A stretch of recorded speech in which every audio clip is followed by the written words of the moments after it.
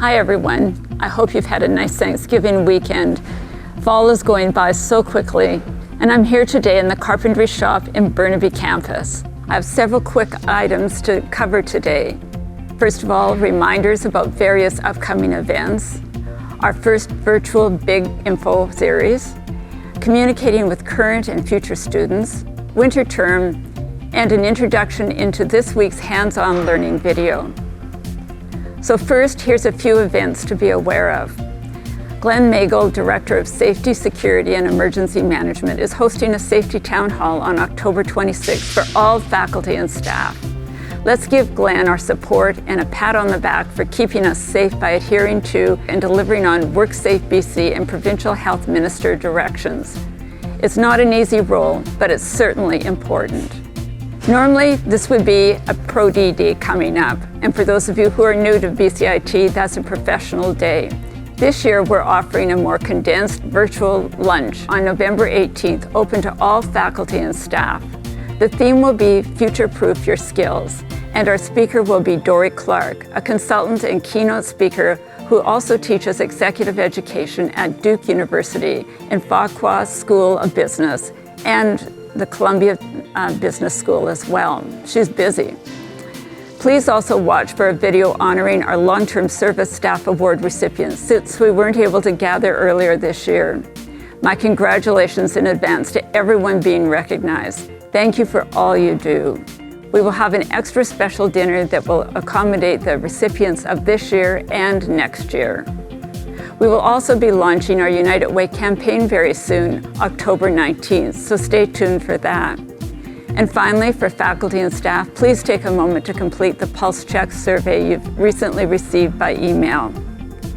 Last week, BCIT hosted its first ever virtual Big Info at-home edition event. As many of you know from participating, this is our largest recruitment event for prospective students from all over the world to explore our over 300 programs. This event was a huge success with both domestic and international students in the audience. They asked over 1,200 questions in the chat. Thanks to everyone for responding. And thanks to everyone who was involved, for the students learn more about BCIT so they can prepare and plan for their future.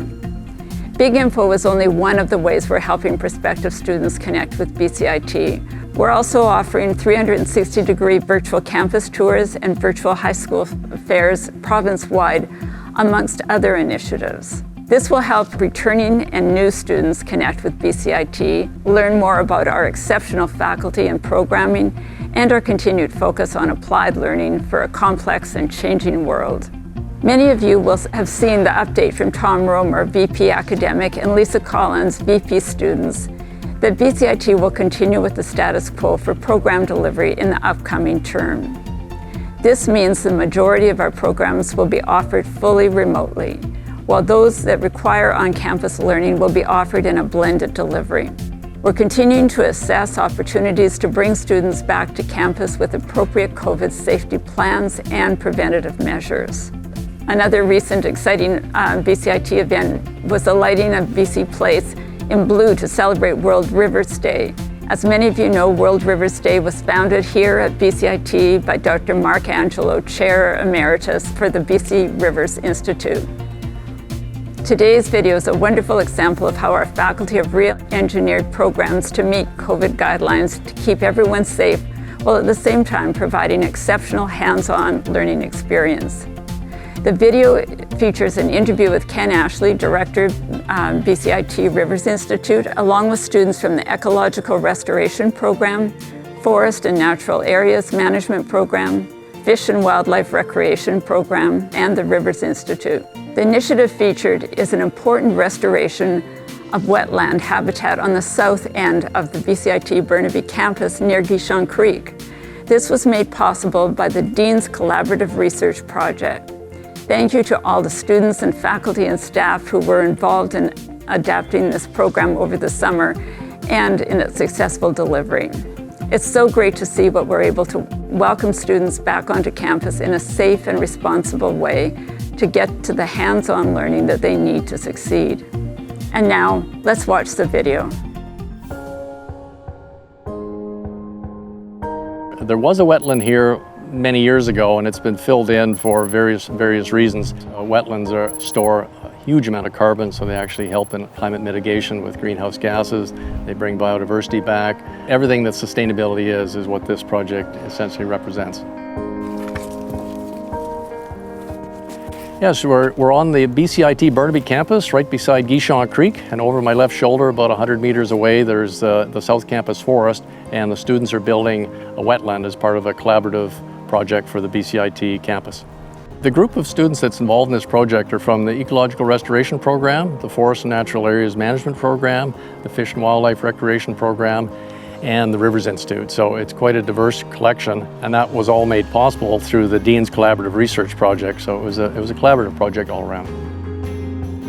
So they're re-excavating and reshaping the basin of the wetland, planting wetland plants in there, and recomplexing it with bat boxes and bird houses, and making it so it's closer to what its original sort of habitat function was. And then at some point, we'd like to have an all-weather walkway built in so the community can come in and look at the wetland too. So we're hoping by middle of next summer, during a next summer sort of dry period, that we can get in and do that. And so it'll kind of highlight the value of having this unique living lab with the forest and Guichon Creek at the south end of campus. And it allows students to go out and use it and look as the wetland ages and see how it recovers from the construction phase.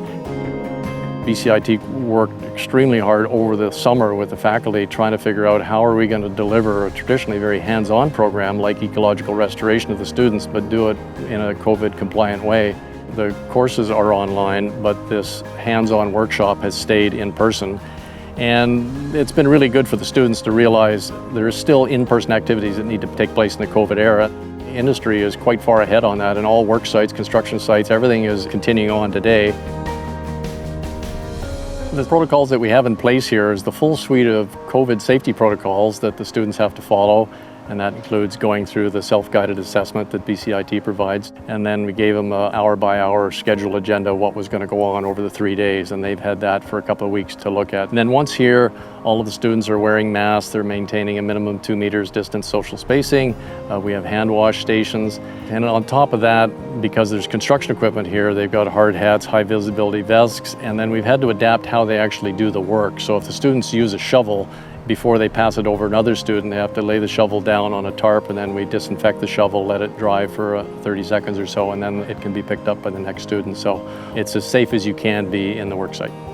It's very easy to just say everybody just goes online and that's what it is, but our students have loud and clear indicated the best part of the course that they look forward to, that from what they get in their program enrollment at BCIT, is this hands-on experience. And so I don't think anybody else could have pivoted and done this so quickly and maintained sort of an intensive 3-day field course like BCIT did. So we should be pretty proud of what we've been able to pull off here.